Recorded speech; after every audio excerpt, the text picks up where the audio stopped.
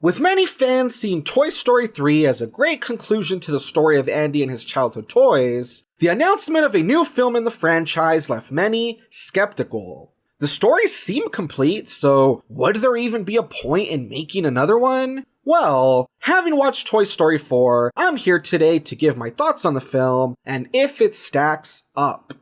Before I jump into my review though, I'd love to know your thoughts on all this. Whether it be during or after the video, feel free to voice your opinions in the comments below. With that out of the way, let's jump in.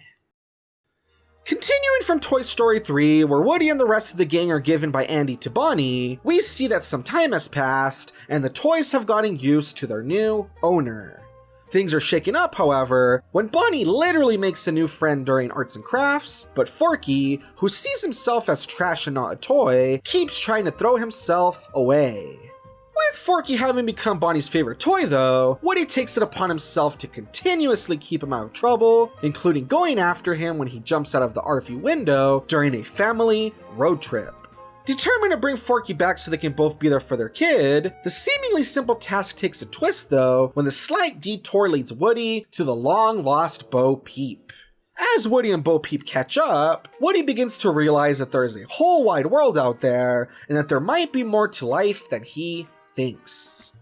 Now, when it comes down to it, at least for me, I feel that this is a sequel that didn't need to be made, but I'm overall pretty glad it was. Though there are some negatives that I will talk about a bit later, there are still plenty of things that I enjoyed about this movie. First of all, I really liked Forky and his part in the story.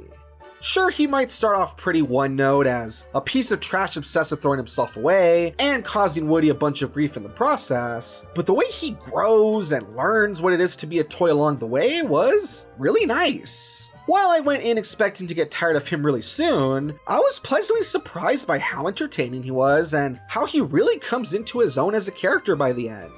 Speaking of which, I guess the same can be said about the rest of the new characters introduced. While some of the characters get more screen time than others and that sort of thing, I still thought that each of the new characters brought something to the story and that all of the voice actors did a great job. Special mention of course goes to Keanu Reeves as Duke Kaboom, showing that although most people think of him as some straight-faced, stoic actor, he can still bring the goofiness as needed.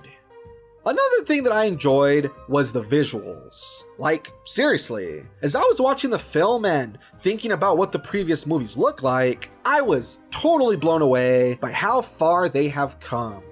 Everything from textures to lighting and even weather effects are simply incredible, giving the movie a photorealistic look like it is real toys interacting with our real world. Sure, Pixar films have always been lookers, but I think that this one has set the bar even higher of what their animation can achieve. Moving on, I touched upon it a bit earlier, but I really enjoyed the comedy throughout the movie.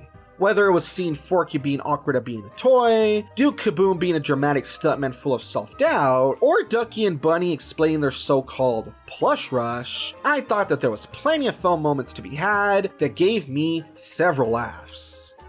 Finally, I honestly really liked the story of this one and the direction it took.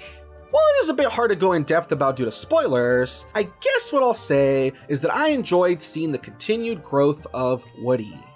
While Woody has always made it his purpose throughout the films to be there for a child as they grow up, it has been super interesting to see him grow up as well.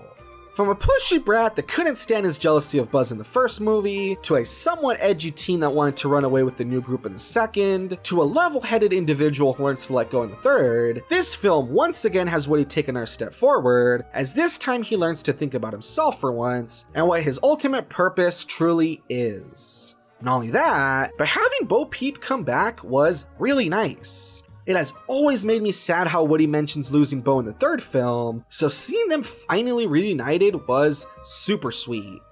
Now, when it comes to the negatives, I feel like the biggest one that seems to bother people is the ending.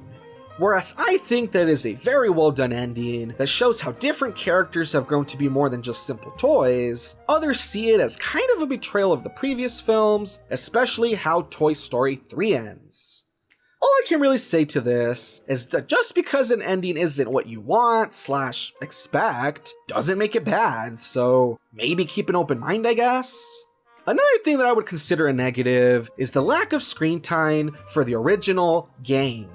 While certain characters like Woody and Buzz have always been front and center in the previous films, I thought that it was at least nice how the rest of the toys, like Slinky Dog, Ham, Rex, etc., were at least always there to give input in one way or another. Here though, it was a bit disappointing to see that they were very much background characters that didn't do much apart from distract Bonnie's family until Woody returns with Forky.